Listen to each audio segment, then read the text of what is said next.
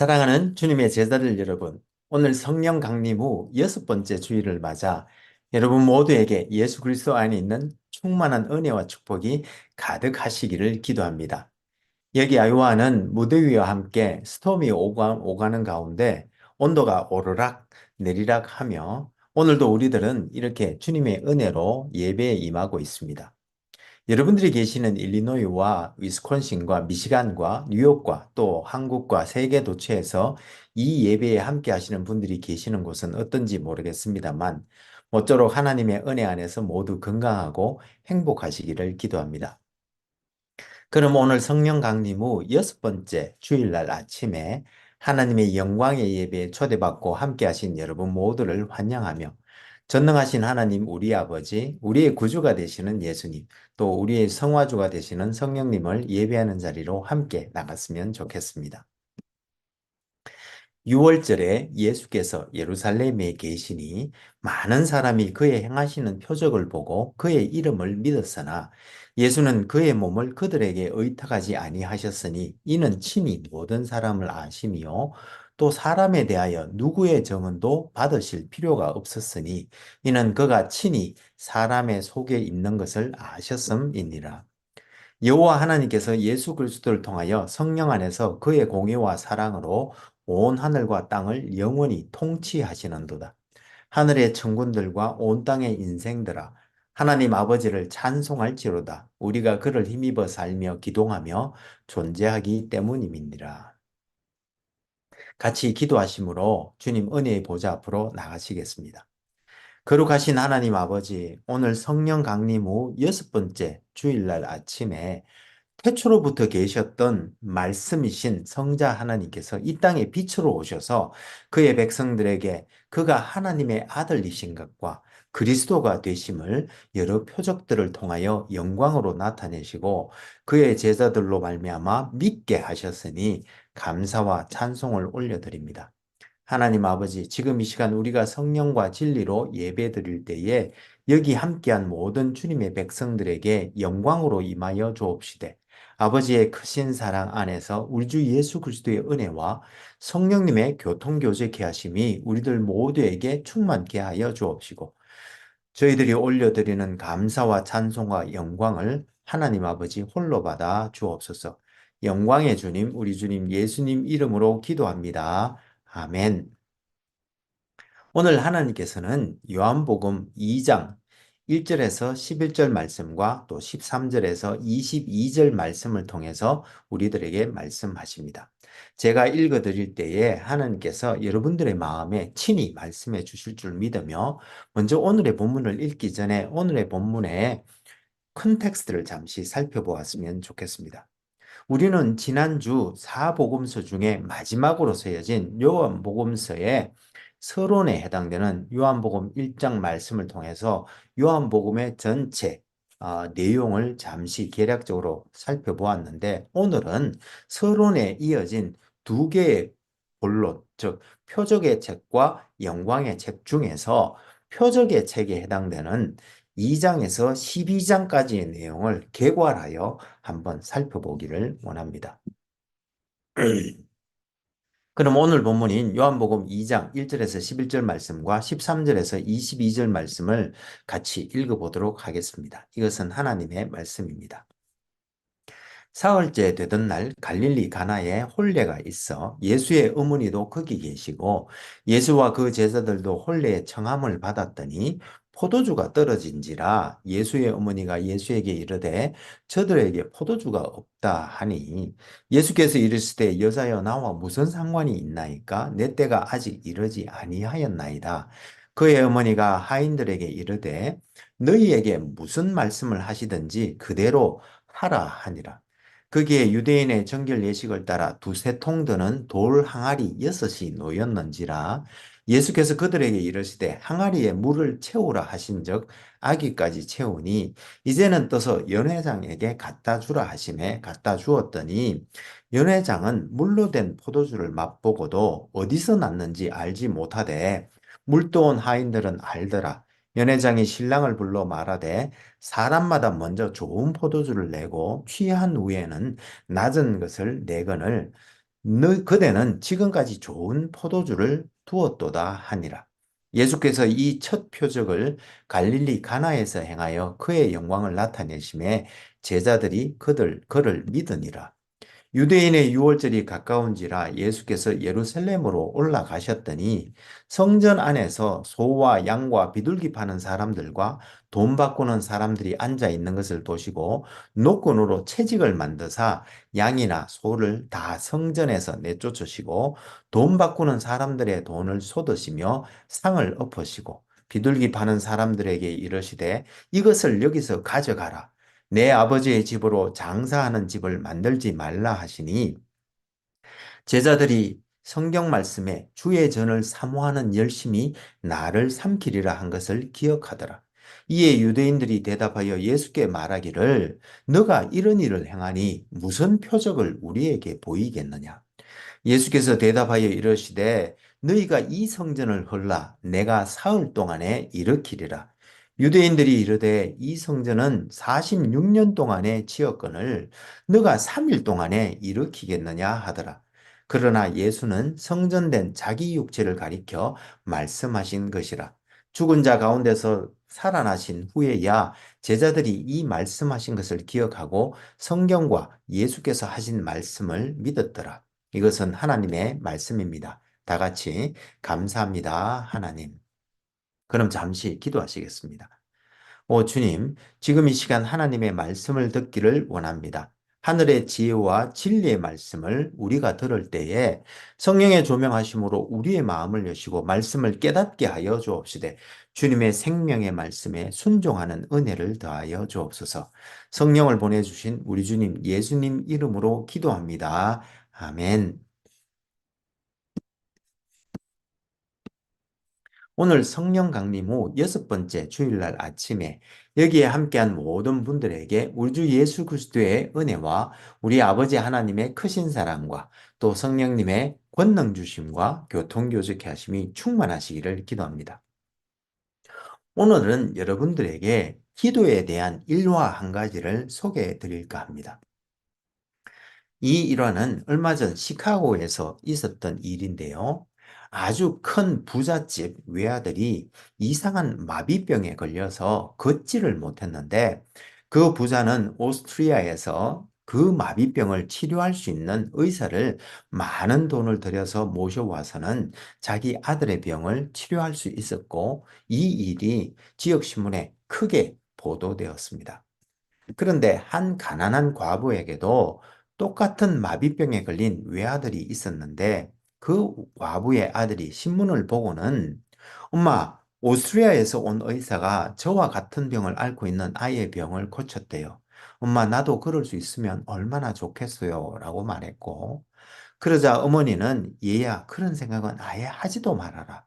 우리는 매 끼니의 빵을 걱정하며 살아가는 형편이고 그 아이의 아버지는 시카고에서도 제일 부자가 아니니.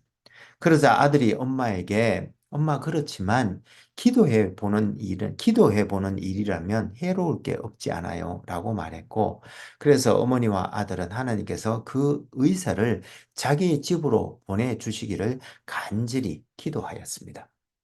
그런데 그날 오후에 그 오스트리아에서 온 의사가 매일 오후마다 산보를 하는 습관이 있었는데 그날도 산보를 하는 도중에 비가 쏟아지기 시작했고 마침 어떤 집의 부인이 의자들을 집 안으로 들여놓고 있는 것을 보고 그 의사는 부인에게 다가가 집에 들어가 잠깐 비를 피해갈 수 없겠느냐고 물었지만 그 부인은 매몰차게도 의사를 집 안으로 들어오게 하지 않고 그냥 처마 끝 난간 의자에 앉아서 기다리게 하였습니다. 그리고 이튿날 아침 신문에는 오스트리아에서 온 의사가 어제 산보를 나갔다가 비를 맞고 감기가 들어서 본국으로 돌아갔다는 기사가 나왔는데 그 의사가 비를 맞고 안에서 잠시 쉬어가기를 원했던 집은 바로 마비병이던 아들을 둔 그 여인의 집이었던 것이었습니다. 그 후 그 여인은 정신이 이상해져서 정신병원에 들어갔고 항상 똑같은 말을 중얼거리고 다녔다고 합니다. 하나님께서 우리의 기도를 들으셔서 그분을 우리 집에 보내주셨는데도 내가 그분을 알아보지 못하고 그냥 내쫓아 버렸어. 라고 말입니다. 그런데 여러분, 로마 제국의 폭정 아래에서 하나님께서 보내주실 메시아를 애타게 기다리고 있던 유대인들도 마침내 하나님께서 그의 아들을 보내주셨는데도, 그리고 그 메시아로 오신 예수님께서 많은 기적과 표적을 행하여 보여주셨는데도 불구하고 그들은 그만 메시아를 알아보지 못하고 그를 십자가에 못 박아 죽이고 말았는데, 어떻게 이럴 수가 있었는지 우리 함께 오늘 본문을 보면서 은혜 나눌 수 있기를 소망합니다. 요한복음은 지난주에도 살펴본 것처럼 사복음서 중에 제일 마지막에 쓰여진 복음서로서 사도 요한이 서기 90에서 100년경 소아시아에 있는 요한 공동체를 대상으로 하여 쓰여졌는데, 1세기 말 외형적으로 크게 성장하여 이제 다양한 인종이 함께 신앙생활을 하게 된 교회는 한편으로는 외부로부터 이단의 침입을 받아 시달리고 있었고, 또 다른 한편으로는 로마 제국의 극심한 핍박에 시달리고 있었기에 요한이 20장 30절과 31절에서 말한 것처럼 그는 이 복음서를 통해 예수께서 하나님의 아들 그리스도이심을 믿게 하고, 또 그리하여 믿고 그 이름을 힘입어 풍성한 생명을 누리게 하려고 이 복음서를 썼는데, 요한은 스크린에서 보시는 것처럼 그의 복음서를 서론과 본론 그리고 결론으로 구성한 후, 본론 부분에는 예수님께서 메시아이심을 나타내는 표적에 관한 글과 또 예수님의 영광, 즉 그의 고별 설교와 기도, 고난, 죽음, 부활에 관한 두 가지 글로 구성하였는데, 요한은 오늘 본문에 해당되는 표적에 관한 글에서 유대교의 네 가지 중요한 제의들, 즉 정결 예식과 성전과 랍비와 야곱의 우물, 이 네 가지와 또 네 가지 중요한 절기들, 즉 안식일과 유월절과 초막절과 수전절을 통해서 예수 그리스도의 인격을 드러내고, 동시에 예수님께서 행하신 중요한 7개의 표적들을 통해 예수님께서 하나님의 아들이시자 메시아이심을 드러내고자 하였는데, 여기서 요한은 이런 기적들을 그만의 독특한 단어인 표적이란 단어를 사용하였습니다. 즉 공관복음에서는 헬라어로 듀나미스, 즉 기적이란 용어를 사용하였는데, 그는 이와 같은 예수님의 놀라운 기적들을 헬라어로 세메이온, 즉 표적이란 단어를 그의 복음서에서 일관되게 사용하였는데, 그 이유는 기적은 능력을 강조하며 공간 복음서에서 볼 수 있는 것처럼 사람들의 경외심을 불러일으키게 하였던 반면, 표적은 단순히 능력과 권능의 행위가 아니라 하나님께서 예수님 안에서 일하시고 실제로 그분 안에 임하신다는 것을 드러내므로 이 표적을 통해 하나님께 영광을 돌리고, 또한 그가 메시아임을 확정하는 것인 바, 그래서 요한은 7가지 기적과 같은 사건들을 표적이라고 말하였던 것이었습니다. 아무튼 이제 유대의 제의들과 절기들, 그리고 이 7가지 표적들의 의미들에 대해서 좀 더 자세히 살펴보기를 원하는데요. 먼저 요한복음에 나오는 유대교의 4가지 중요한 제의들에 대해서 하나하나 살펴보면, 가나의 혼인잔치에서 예수님은 제의 중 하나인 정결 예식용 돌 항아리를 사용하셔서 물을 포도주로 바꾸시는 표적을 행하셨는데, 이 사건을 통해 요한은 예수님의 오심을 통해 도래한 천국은 마치 결혼잔치와 같이 축제와 같은 것으로, 정결 예식에 사용된 돌 항아리가 그의 백성들의 죄를 정결케 해주듯, 예수님은 사람들의 근본적인 변화를 통해 천국인으로서 합당한 사람들로 변화시키시는 분이심을 드러내고자 한 것이었습니다. 그리고 이어서 나오는 기도하는 아버지의 집이 장사하는 집으로 변질된 것을 보시고, 이에 예수님께서는 성전을 정화하셨는데 이 사건을 통해 요한은 계시록 21장 22절에 나오는 것처럼 예수님 자신이 참 성전이 되심을 나타내고자 했을 뿐만 아니라 예수님께서는 이런 성전에서의 제사, 즉 참 예배를 회복시키러 오신 분이심을 드러내고자 하였던 것입니다. 그리고 이어진 3장에서는 랍비인 니고데모가 등장하는데요. 유대교에 있어 랍비들은 율법을 전문적으로 알고 회당 예배와 교육을 주도하며 영적 안내자 역할을 했던 사람들이었는데 이렇게 이스라엘의 선생이신 니고데모조차 예수님께서 함께 하시는 표적을 보고도 예수님이 메시아이심을 알아보지 못하였고 또 주님께서 거듭남의 비밀을 말씀해 주시는데도 깨닫지 못하고는 예수님의 책망을 듣는데 요한은 이 사건을 통하여 예수님은 그리스도이시며 또한 하나님의 법에 대한 참 스승님이심을 드러내고자 하였던 것입니다. 그리고 유대인들이 그토록 경멸했던 사마리아인, 그것도 한 죄 많은 여인과 예수님의 대화를 통해 요한은 예수님은 그저 육신의 목마름이나 죽일 수 있는 야곱의 우물이 아니라 생명수를 주실 수 있는 메시아이시며 또한 그는 성령과 진리로 드리는 참 예배를 회복하러 오신 분이심을 드러내고자 하였고 그리고 마지막으로 4장 43절에서 54절에서는 예수께서 다시 가나로 돌아오셔서 죽어가던 로마 관원의 아들을 살리시는데 요한은 이 표적을 통해 예수님은 결국 사람의 생명을 살리고자 이 땅에 오셨음을 드러내고자 하였던 것입니다. 그리고 이어서 5장부터 12장에 이르기까지에서는 유대인들의 주요한 절기들 4가지를 통해 요한은 예수님을 그 유대 절기들의 참 의미를 완성하신 분으로 소개하고 있는데요. 먼저 5장에서는 6월절 축제의 시작일인 안식일에 베세스다 연못가에 38회 된 걷지 못하는 병자를 낫게 해주신 표적을 기록하고 있는데요.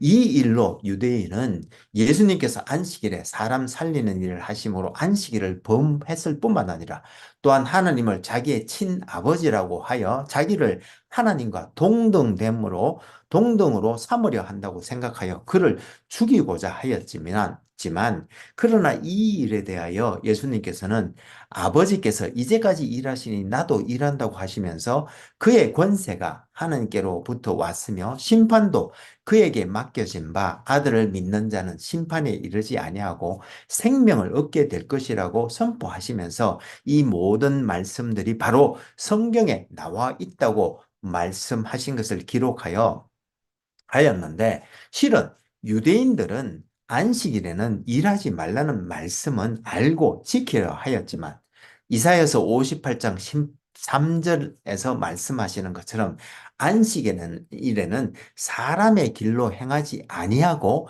하나님의 길로 행하며 사람의 오락을 구하지 아니하고 하나님께서 기뻐하시는 일을 행하며 또 사사로운 인간의 말을 하지 않고 하나님의 말씀을 말할 것을 말씀하신 것을 제대로 이해하지 못한 것인데 그래서 주님께서는 아버지께서 하시는 일, 즉 생명을 살리고 치유하는 일을 행하셨다고 말씀하셨는데 그들은 그 의미를 깨닫지조차 못했던 것으로 이와 같이 요한은 예수님은 진정한 안식일의 의미를 완성하기 위해 오신 분이심을 소개하고 있는 것입니다. 그리고 6장에는 유월절 절기가 나오는데 이 유월절은 유월절 밤에 양을 잡아먹고 그 피를 문설주에 바름으로 이집트의 모든 장자들이 죽었을 때 이스라엘 백성들만은 죽음을 면하고 마침내 이집트에서 해방된 날을 기념하는 축제인데 요한은 예수님은 바로 이 유월절 어린 양으로 오셔서 그들의 백성을 죄에서 구원하시는 분이심과 또한 보리떡 5개와 물고기 2마리로 5천 명의 사람들을 먹이신 표적을 기록하므로 예수님은 바로 생명의 떡으로 이 땅에 오셨는데 그가 갈릴리 바다 무리를 그리신 표적을 통해 보여주신 것처럼 예수님은 이러한 모든 일들을 행하신 하나님의 아들이심을 소개하고자 하였던 것인데 이런 주님의 말씀을 또 주님의 표적을 뭇 사람들은 이해하지 못했고 심지어 예수님의 제자들마저도 이해하지 못해 12제자를 제외하고는 모두 예수님을 떠났다고 기록하고 있습니다. 그리고 이어서 초막절이 나오는데요. 이 초막절은 모든 가을 농작물과 과일의 수확을 끝마치고 하나님께 예물을 드린 후 나뭇가지를 꺾고 초막을 짓고 그곳에서 7일 동안 유하며 지내는 절기로 수확에 대한 감사와 또 광야에서 초막을 짓고 살았던 데를 기억하는 절기로 후대에 이르러 이 절기에는 이사야서 12장 3절에 그러므로 너희가 기쁨으로 구원의 우물들에서 물을 기르리로다 라는 말씀에 근거하여 7일 동안 실로암 연못에서 물을 길러서 성전 제단에 붓는 물의 예식을 진행했고 또한 밤에는 불을 켜 성전을 비춤으로 빛의 예식도 진행하였는데 요한은 이 초막절에 예수님께서 맹인을 고치신 것은 바로 예수님의 빛 되심을 상징하는 것이며 또한 7장 38절에서 예수님을 믿는 자는 그 배에서 생수의 강이 흘러나오리라고 하신 말씀은 바로 예수님은 이 초막절에 물과 빛의 예식을 완성하신 분이심을 소개하고 있는 것입니다. 마지막으로 요한은 수전절을 언급하고 있는데요. 이 수전절은 비록 성경에 나오는 절기는 아니지만 이스라엘이 헬라 제국에 의해 점령당했던 시절 셀류쿠스 왕조의 아니오쿠스 4세가 이스라엘을 헬라화 시키려는 정책의 일환으로 성전에서 죽은 돼지를 바쳐서 성전이 더럽혀졌을 때 유대 하스모니안 일가의 마카비가 해방전쟁을 일으켜 성전을 재탈환하고 예배를 회복했는데 이를 기념하는 절기가 바로 수전절이며 이 수전절에는 8일 동안 매일 하나씩 초에 불을 밝혔기에 빛의 명절이라고도 하는데 요한은 이를 통해 예수님께서 빛 되심을 나타내고 또 이 절기에 주님께서 죽은 나사로를 살리시는 표적을 행하심으로 요한은 예수님이 바로 부활의 생명이심을 나타내고자 했던 것입니다. 이와 같이 요한은 유대교의 제의들과 절기들을 바탕으로 하여 7가지 표적들을 또 나열함으로 예수님은 잔치와 같은 하나님의 나라를 도래시켜 물이 포도주로 변하듯 사람들을 근본적으로 변화시키시고 죽어가는 사람들을 믿음으로 살리시며 오랜 병자를 고치시고 또 그의 백성들을 신성한 만나로 먹이시며 바다 위도 걷는 진적 권위를 가지신 분으로 소경의 눈을 뜨게 하셔서 진리를 보게 하시고 죽은 자도 부활시키시는 분이심을 드러내므로 예수는 그리스도시요 하나님의 아들이심을 입증하고자 했던 것인데 그런데 여러분 이런 놀라운 표적을 본 유대인은 과연 어떻게 반응했을까요? 당대 유대인들은 분명 메시아를 대망하고 있었고 또 열심히 표적을 찾고 있었기에 이런 예수님께서 행하신 놀라운 표적들을 보고 즉시 예수님이 그들이 그동안 기다려왔던 메시아임을 차렸을 것 같은데 실상은 그렇지 못했습니다. 오히려 그들은 12장 37절을 보면 예수님을 믿지 않았고 예수님께서 많은 표적을 행하니 우리가 어떻게 하겠느냐고 하며 오히려 예수님을 죽이려고 하였고 결국 예수님을 죽였습니다. 그런데 여러분, 성경에 그렇게 정통했던 랍비들이 어떻게 이렇게 행동하고 살 수 있었을까요? 예, 문제는 바로 예수님이 그들이 원했던 메시아가 아니었기 때문입니다. 예수님이 메시아가 아니었다는 것이 아니라 그들이 원했던, 그들이 생각했던 메시아가 아니었기 때문이었습니다. 즉 그들이 기다려왔던 메시아는 그들에게 다윗의 영광을 회복하는 이상 국가를 건설해주고 또 그들이 이제껏 살아온 그들의 모든 삶의 방식을 인정해주고 칭찬하며 자기들의 기득권을 옹호해줄 사람이어야 했는데 그런데 하늘로부터 오신 메시아라는 예수는 이상 국가를 세워주기는커녕 초라하기 그지없는 보잘것없는 사람이었고 또 그들의 전통과 삶의 방식을 부정하는 사람이었습니다. 그래서 그들에게는 한 가지 방법밖에 없었는데 그것은 바로 표적을 보고 더 많은 유대인들이 믿고 그를 따르기 전에 그를 죽이는 것이었던 것입니다. 사랑하는 여러분, 이와 같이 표적을 구하는 신앙에는 위험성이 내포되어 있습니다. 물론 주님의 행하신 표적들을 보고 믿음으로 반응하는 것, 그것이 꼭 나쁜 것이라고는 말할 수 없지만, 그런데 표적을 구할 때 주의해야 할 것은, 우리가 원하는 방식의 표적을 구하는 자세는 오늘 본문에서 보아 알 수 있듯이 아주 위험한 것이라는 것을 우리는 기억해야 하는 것입니다. 그리고 그렇지 않다 하더라도 1장에서 주님께서 세례를 받으실 때 성령이 주님 위에 내리신 표적을 보고 예수님이 하나님의 아들이심을 증언했던 세례 요한조차 그가 옥에 갇히게 되자 믿음이 약해져서 예수님께 그의 제자들을 보내 오실 그이가 당신이니까 아니면 우리가 다른 일을 또 기다려야 합니까? 라고 물었던 것처럼 실은 표적을 의지하는 신앙은 허망한 것임을 깨닫고 오늘 이 자리에 함께한 우리들 모두는 주님께서 말씀하신 것처럼 보지 않고도 믿는 흔들리지 않는 믿음을 가지고 하나님을 기쁘시게 하는 우리 모두가 될 수 있기를 소망합니다. 그럼 같이 기도하시면 좋겠습니다. 신실하시고 감사하신 하나님 아버지, 오늘 성령 강림 후 6번째 주일을 맞아 여러 가지 표적들을 통해서 우리를 믿음으로 인도하시고 하시되 우리의 연약하고 더디 믿는 믿음을 도와주심에 감사와 찬송을 올려드립니다.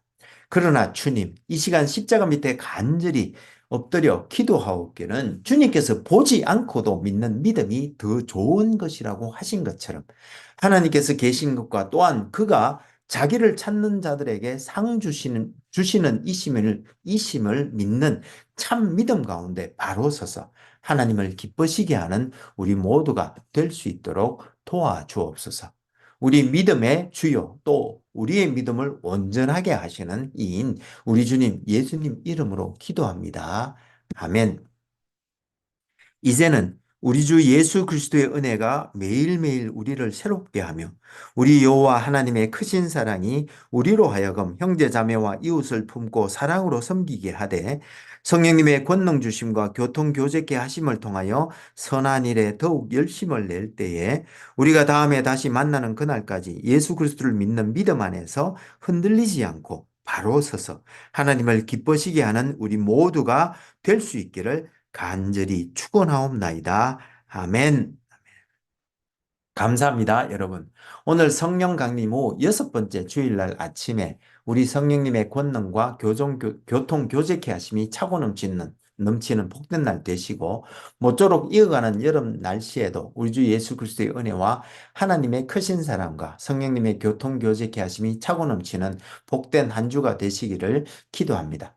혹 여러분들 중에 다음 세대를 세우고자 하는 저희 한울교회의 비전에 성원해 주시기를 원하시는 분은 페이팔 계정 혹은 젤로 계정 info@churchbeyondborders.com으로 후원해 주시거나 혹은 책을 보내실 분은 Church Beyond Borders 앞으로 책을 써셔서 교회 주소 3626 Ontario Street, Ames, Iowa 50014로 보내주시면 감사하겠습니다. 그럼 다음 주에 다시 은혜로 만나 뵙겠습니다. 사랑합니다. 감사합니다. 축복합니다. 바이.